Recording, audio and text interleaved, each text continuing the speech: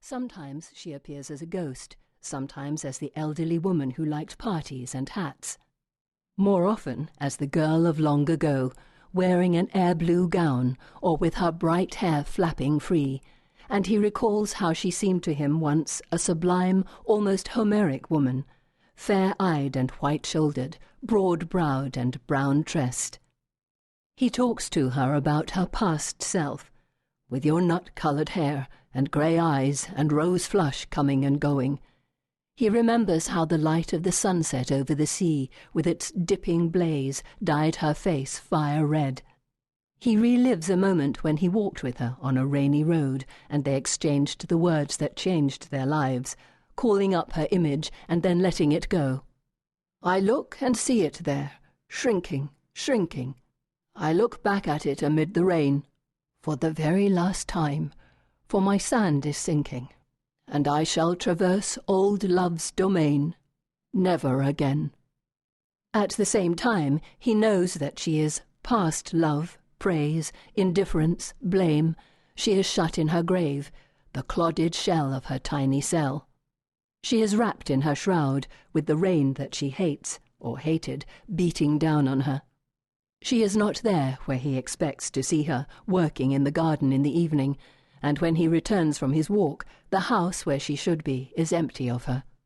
He needs to speak to her and see her, although he knows he cannot. The poetry allows him to. It keeps him balanced between the possible and the impossible, as the bereaved need to be, so that he can sorrow and then rejoice, and then admit that the rejoicing cannot change how things are now. There were times when he thought of the poems as a way of making amends to Emma. "The only amends I can make," he wrote to another woman he had loved. He was seeing her again in the place where he first knew her, and with which he always identified her, the remote coast of North Cornwall, where the untamed landscape and the young woman on horseback with her hair blowing behind her had seemed almost exotic to him in 1870. Away from Cornwall, her exoticism faded, and after they were married they never returned there, for which Hardy blamed himself. More than anything, though, he was recreating his great romance, writing for the first time, openly and boldly, of the woman whom I loved so, and who loyally loved me, restoring her to the Cornish cliffs where she had seemed to him to embody the spirit of the landscape. I found her out there, on a slope few see, that falls westwardly, to the salt-edged air, where the ocean breaks, on the purple strand, and the hurricane shakes the solid land. The sequence, which he called Poems of 1912 to 1913, adding the words Veteris vestigia flammae, traces of old flames, makes up one of the finest and strangest celebrations of the dead in English poetry. It is cast in a different mould from Lycidas, Adonais, or In Memoriam, fragmented, less marmoreal, but it still stands beside them. The metrical patterns and shapes of each poem are ambitious, complicated, surprising. The more risks he takes, the less he falters, and what he gets away with is astonishing. No two use the same structure. There is a bow to Shakespeare when he reminds Emma's ghost that night is ending, and soon you will have, dear, to vanish from me, for the stars close their shutters. But the voice is purely his own.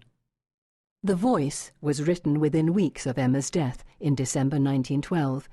Its first words go straight to the point. Woman much missed.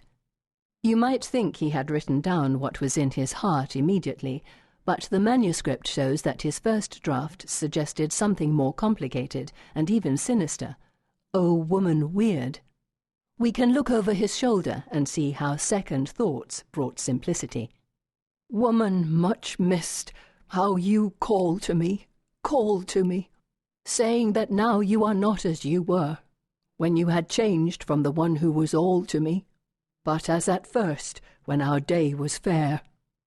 The call to me, is made into a wail of grief by the woman much missed before it.